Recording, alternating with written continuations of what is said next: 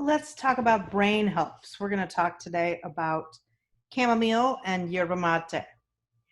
Some of you may know yerba mate from South America, maybe serving a mission there, maybe just knowing about the culture. Yerba mate is a kind of a social experience in addition to an extremely popular drink. And so, yeah, that's the yerba mate that we are talking about. So let's first kind of discriminate these two words.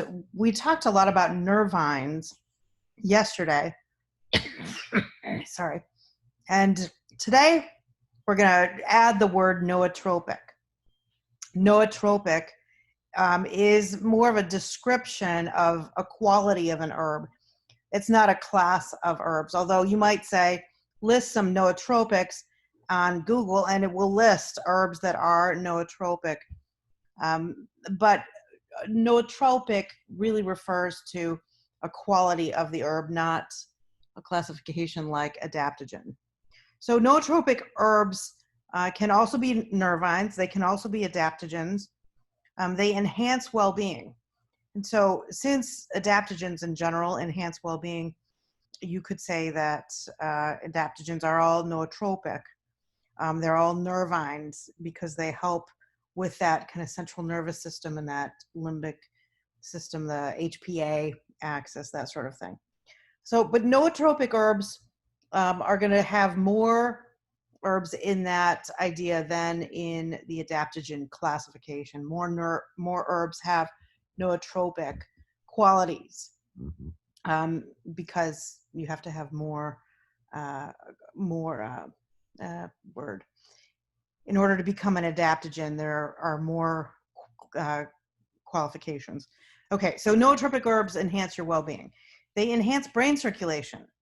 And so they're not necessarily calming, they're not necessarily stimulating. What they do is they enhance blood flow in the brain, which gives you more oxygen to the brain and helps improve just general cognition, cognitive abilities. So they are neuroprotective in that sense. They help protect the brain, help protect the nerves, enhancing your memory, your attention, mood. They are known to prevent cognitive decline. And so in addition to enhancing memory, they also can prevent cognitive decline. You might see smart drugs. This is kind of a popular subset of herbal uses. There's like a whole culture around this idea of using herbs to get your brain to behave in a smarter way, and people come up with what they call stacks. You also see this idea of stacks in terms of working out or performance, athletic performance. And so people will say, well, what stack do you use, or what do you add to your stack? What they really mean is your all of your supplements that you use. That your stack of supplements is kind of how they're saying it. And so you'll see some really popular YouTubers and that sort of thing that talk about using nootropics to increase cognition. This is kind of a way of using herbs, but not in an herbalism way. It's not a holistic approach. It's an approach that's really based on more like hacking the body, or kind of like using drugs, very specific things that they want to do with using herbs to do those specific things to the brain. Okay, yerba mate. I love this herb. This is just fantastic. I drink it now in a combination that tastes totally delicious.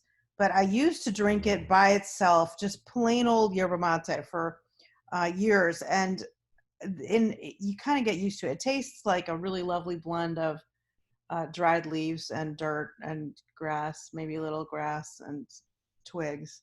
It's like you just kind of get used to it, and you stop thinking about it that way. You just are used to the taste.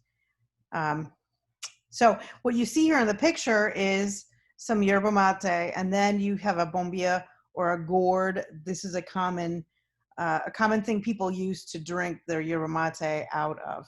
And so a lot of times it's communal. And so you pass around this thing and everybody takes a sip through the straw. At the bottom of the straw, you can see that you're just pouring the yerba mate in without straining it. The bottom of the straw is a little kind of strainer. And so as you pull the liquid into your mouth, the liquid goes through this little strainer. And so all that tea leaf part, or the yerba mate plant is strained out. And so that's kind of how you use these little gourd things. It has been called a liquid vegetable because it is so full of nutrients. In fact, the Argentinian government has said in areas that of the cities that are very poor, where people are really needy, at least make sure that the children are drinking yerba mate, because it is so full of nutrients that can provide a huge amount of nutrition as compared to some other less nutritive kinds of foods and drinks. And so yerba mate as a method of providing excellent nutrition. Now, when you select yerba mate, if you want to purchase some, you want to be very careful of what you're buying. There are actually a number of different kinds or varieties. Different countries like to use different blends of plant parts, etc. And so you can have relatively different tastes that are predominant in your different kinds of yerba mate. The thing that I'm most concerned about is commercially prepared yerba mate that has a lot of pesticide on the leaves. I don't want to drink pesticide. You put some pesticide-ridden leaves into hot water and then you drink it, and I'm just like, no, there's a large nope there for me. And so I would be really careful about your source, so you're getting some really good quality yerba mate and not drinking a lot of pesticide. So very, very high in nutrients, all kinds of them. Hypercholesterol. Okay, so I left the big words on here for you today just because I thought we're just going to go to a different place today and you can handle this, right? It's your last week and we're good to go. So what that means, hypocholesterolemia. That means it lowers cholesterol, okay? It lowers cholesterol. Hepatoprotective. Now that's a word, hepa. That kind of means liver. And so when you see hepatoprotective, what you're saying is, oh, it protects the liver. Fantastic. It's a central nervous system stimulant. So this yerba mate has a little bit of debate here about the central nervous stimulant effects. And so sometimes people will say it's caffeine and so it's a stimulant. And then I personally think there's a little more nuance to it than that, because although there appears to be caffeine in it, there are other components of the plant that change the impact of caffeine so that it doesn't do the same kind of thing that a caffeine in like your cola drink will do. So for me personally, I'm extremely sensitive to the effects of caffeine. And so I just can't drink it. I can't do anything with soda that has, or cola soda with caffeine in it. I just know all the time with that, because I will have an impact like palpitations, nervousness. I just sort of look crazy for about 12 or 15 hours. So I can't do that. But yerba mate, I have no issues with.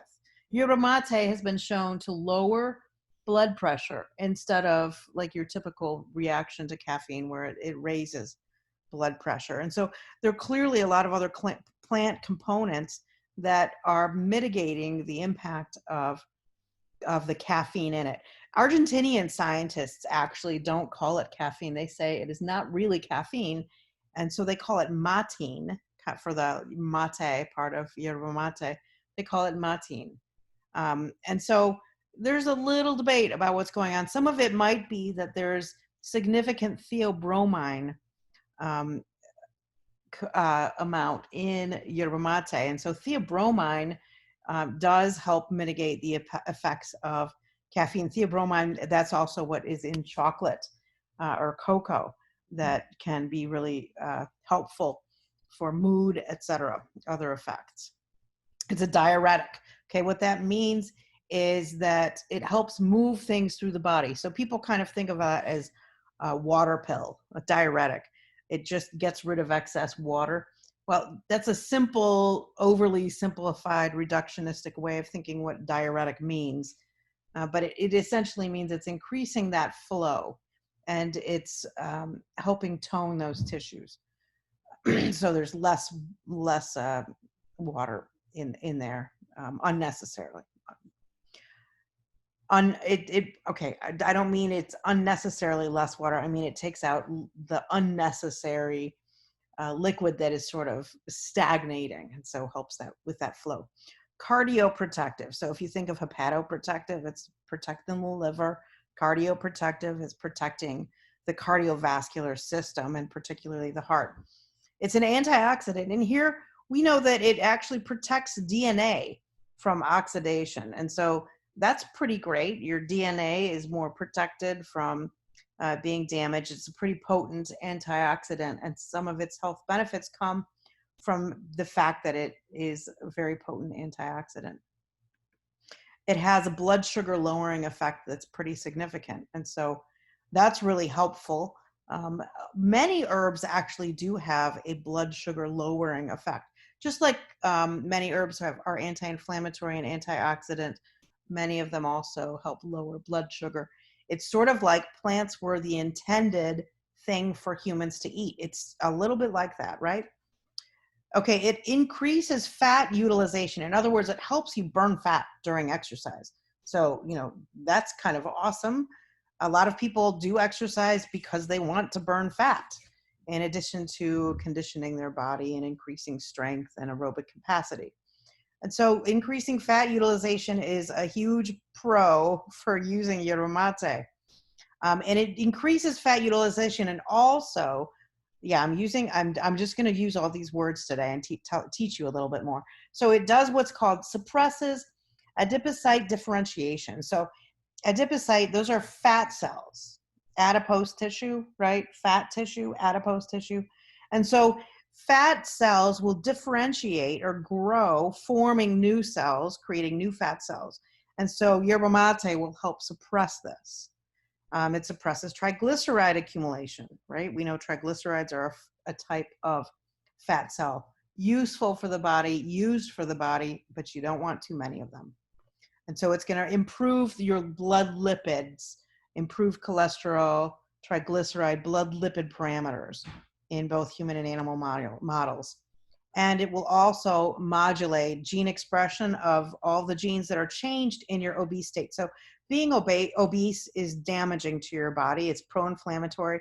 And it also has some effects on your genes. And so we call this epigenetic effects, the effects of the current environment on gene activation, and what DNA will then continue to transmit in terms of information. So yerba mate will help modulate that gene expression. And so instead of fat or being the obesity creating damage, it helps protect the body so that it will restore those genes to a more normal level of expression, as opposed to the level of expression that is caused by obesity.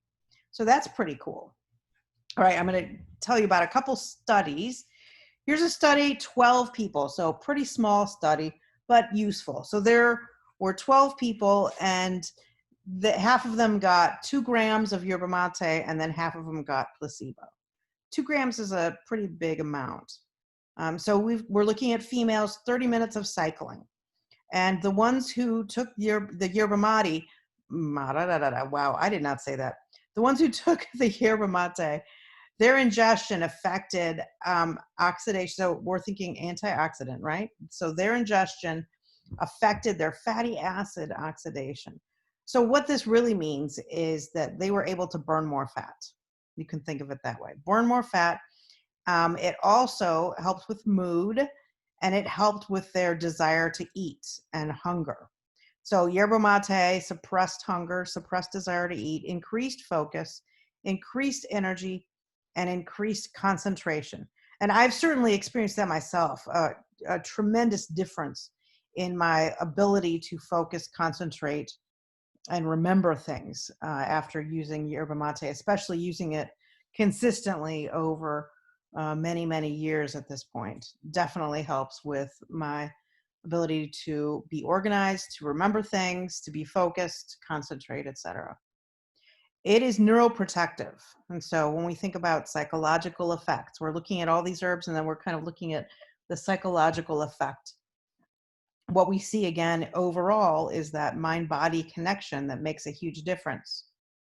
And here, one example of a neuroprotective effect I thought you might find interesting. Again, we're really moving toward learning new words. There's something called paraneoplastic syndrome. Okay, and so this is something that happens when people have cancer. So they have this syndrome which creates a lot of different effects. And so there are endocrine effects, neurological effects, effects in the blood, hematological effects, right? And mucocutaneous effects. So that's with the skin system.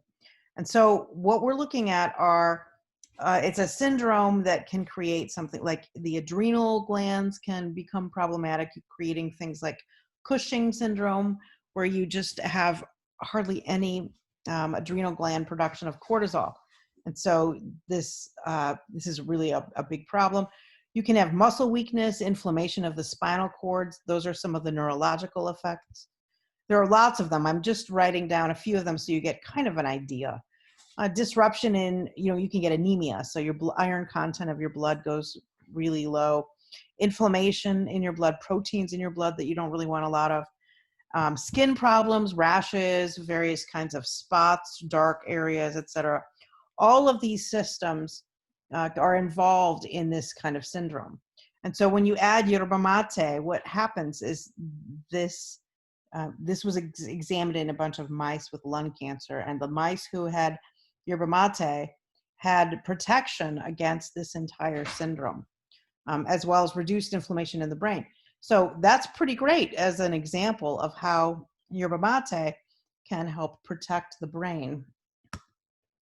Okay, we have flavonoids. Flavonoids are a type, you may remember this, they're a type of chemical that are in plants. You have flavonoids, you have alkaloids. We talked about this some time ago. You don't have to know exactly what those are. Just know that that word means it's one of the components of a plant. And so flavonoids are associated with brain effects. There are some great flavonoids in yerba mate. Flavonoids are associated with essentially this effect on cognition, increased blood flow and oxygenation to the brain, which, like we said, will help you with all kinds of cognitive impacts. And so attention, focus, concentration, memory, information processing, these are all affected by flavonoids. Here's a kind of cool study, not about yerba mate, but about high flavanol cocoa. And so cocoa has some similarities with yerba mate because, like yerba mate, cocoa is high in theobromine, which is actually an alkaloid, not a flavanol. So don't get confused there. But it also has flavonoids. So here again, this is the theme. I just decided I'm going to teach you guys stuff. There's something called the dentate gyrus. And here on this picture, there's a little yellow part kind of in the middle. The yellow part is blocked by the way the slide is designed. The name of it is blocked, but that is the dentate gyrus. Okay, that little yellow part, you can see it's sort of near the middle of the brain. And that place is where sensory modalities, so all of your kind of, you think of it as your sensory, all your input. Think of this as where your input merges to bind that input together so that you're creating memories with the pictures of the memories. So here you are integrating all kinds of sensory input. That part is critical for learning and memory. And so that part will, when it's healthy, it will result in improved cognitive performance. And so high flavanol cocoa helped increase dentate gyrus activity, so that it resulted in improved cognitive performance. This article was listed as connected to yerba mate because yerba mate has such a similar profile to high flavanol cocoa. Cocoa itself, not milk chocolate, not like Hershey's, but cocoa itself is extremely health promoting. Cocoa beans, and depending on the preparation, the actual cocoa has a great health benefits, and high in protein also, interestingly, just for your fun memory there. Okay, chamomile. Chamomile is possibly an herb that almost everybody knows about. We all think about chamomile tea when you think about chamomile, because it's so frequently used in tea that helps you get calmer. People will drink chamomile tea at night or chamomile tea to calm down.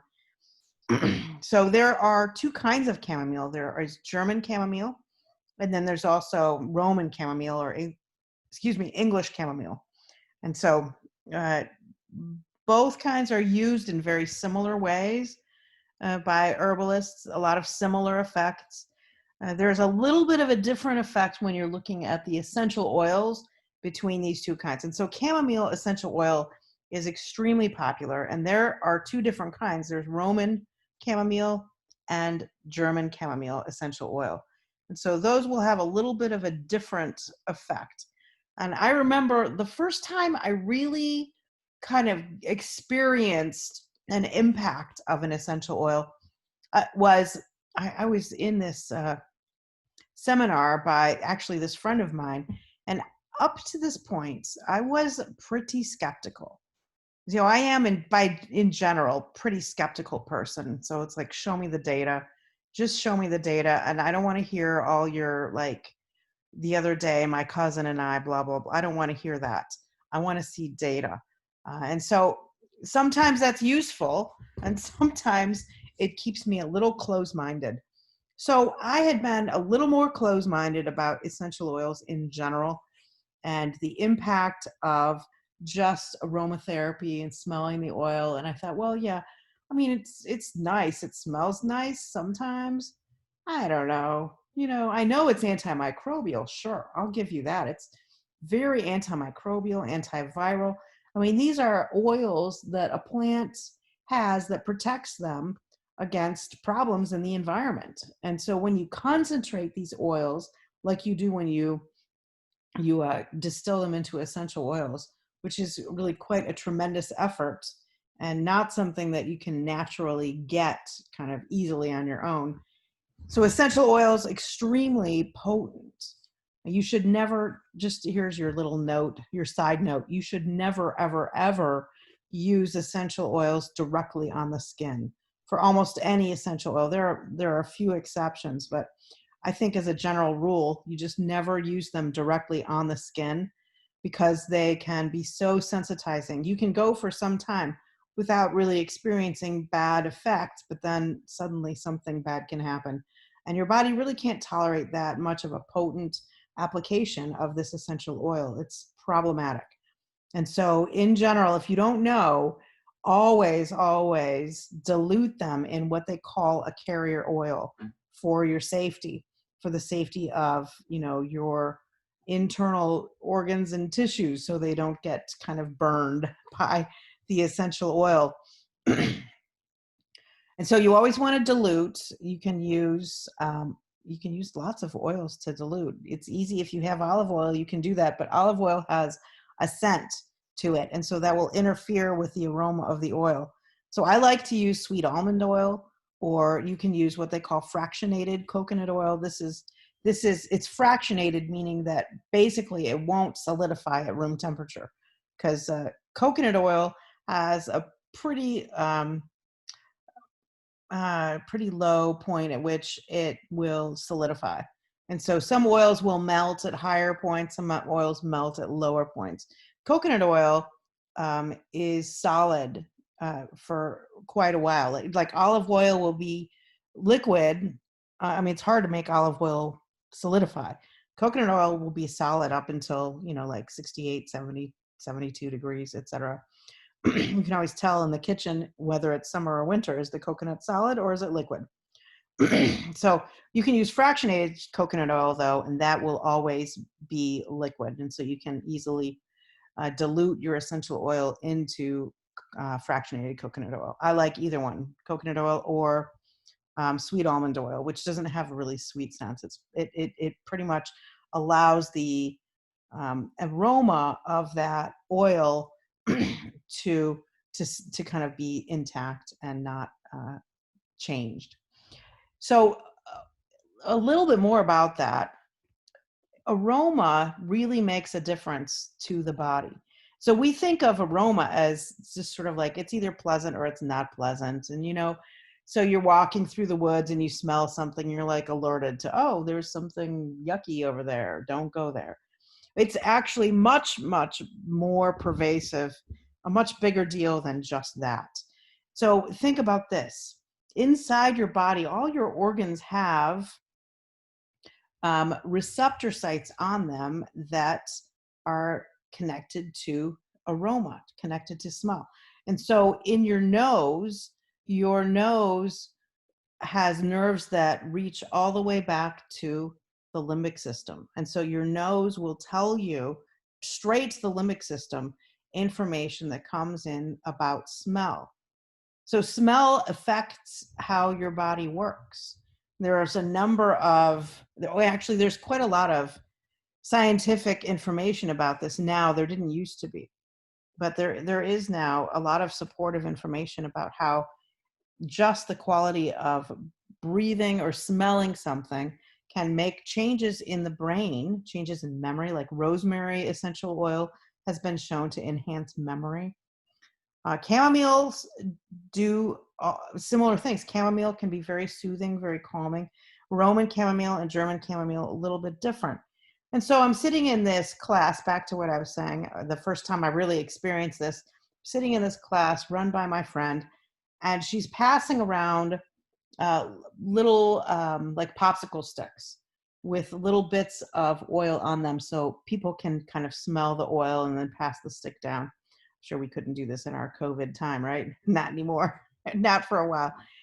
Anyway, so along comes, I don't know, we've probably done about 10, and then you kind of get a little rest between each one, so you're not stuck in the effects of the last one. So along comes Roman chamomile for me. And so I smell this chamomile, I breathe it in, and I instantly was overcome by this urge to just start crying. I couldn't believe it. I'm thinking to myself, holy cow, this is crazy. I have never experienced anything like this, where I'm fine. Now I smell this and I just want to cry. And so I went up after the class and talked to her about it. And, she's like, Allison, you are a psychologist. You are taking care of people. And so Roman chamomile is kind of known as for healers. When healers are kind of exhausting their healing, and it's really helpful, restorative, but you must need some help. You must need to take care of yourself, right? And so I'm thinking to myself first, oh, well, that's interesting. And second, show me the data, right? But there's definitely something that happened there. Now, I've smelled Roman chamomile a number of times since, and I've never quite had that same reaction. But I also use it in some blends here and now to, I don't know, when I feel like I need something, I will use it. That's the essential oil, which is different than the herb. And so you can't say they're exactly the same, but both of them are fairly soothing. Some of the other things with the herb reduce inflammation.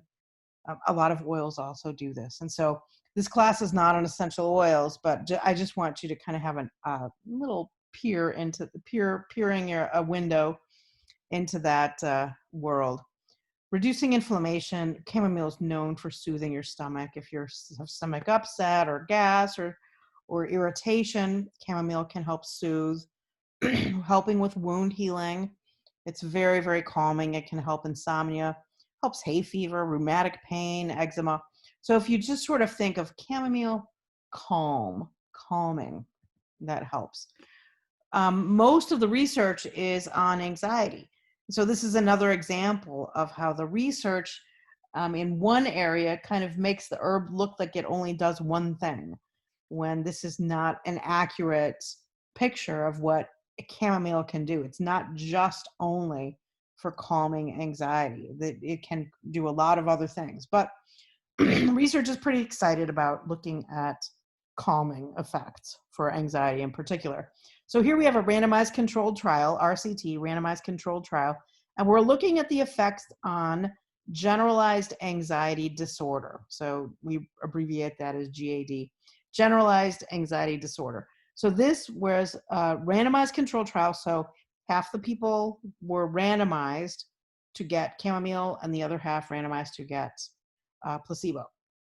12 weeks, so about 3 months of taking chamomile every day. And what happened was they found that the people who took chamomile had significantly fewer symptoms of generalized anxiety disorder. They also saw some relapse. They were expecting that chamomile might have an effect on relapse. However, here's like one of the little funny statistical things that happened. They didn't see it here because the placebo group also had a much lower rate of relapse than what they were expecting. And so you kind of have this idea of here's the normal rate of relapse. And so we're thinking that chamomile will have a lower rate of relapse than normal, except their placebo group also had a lower rate of relapse than normal. So when they're looking at differences between the placebo group and the chamomile group, they didn't find them because the placebo group had a lower than normal relapse rate. So it's possible that chamomile also protected the relapse rate, except in this study, they didn't find it because there's this kind of odd thing about their placebo group. Anyway, so chamomile can help with generalized anxiety disorder, also reduces depression. So here's another randomized controlled trial, 179 participants. They took chamomile for 8 weeks or placebo for 8 weeks. And these were patients who had comorbid. Comorbid means they had two things or one thing with another thing. So generalized anxiety and depression. So they call that comorbid. If you have both generalized anxiety and depression, or if you have any of two things, let's say you have depression and alcohol abuse, they call that comorbid. As long as there's two disorders, they're called comorbid. Chamomile reduced both generalized anxiety and depression. So that's kind of cool to know. It also helped improve sleep in postpartum women. Women who had given birth often have trouble with sleep quality afterwards. And so chamomile was shown to help improve sleep quality.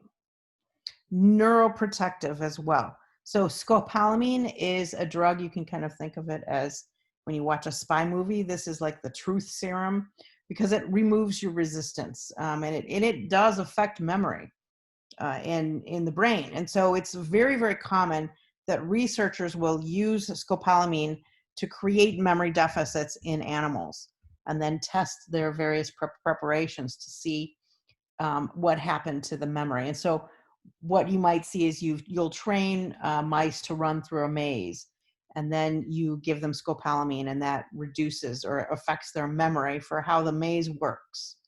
And so if you have mice that had scopolamine, but they also gave them chamomile, that chamomile protects them, their brains, so that they don't have such bad memory deficits and they can still run that maze. That's one way of thinking about how that works, one kind of general research model for that. So chamomile, neuroprotective. So it's much more than, oh, this will help calm me down, or I'm drinking chamomile so that I can sleep better. Here you've got an neuroprotective effect on memory, some significant clinical effects on generalized anxiety and depression, not just it will calm me down for a good night's sleep. All right, so that's it for today. 2 more days left, and I would love to hear your thoughts and comments. I have to tell you, reading the discussion portion of the class is something I love so much.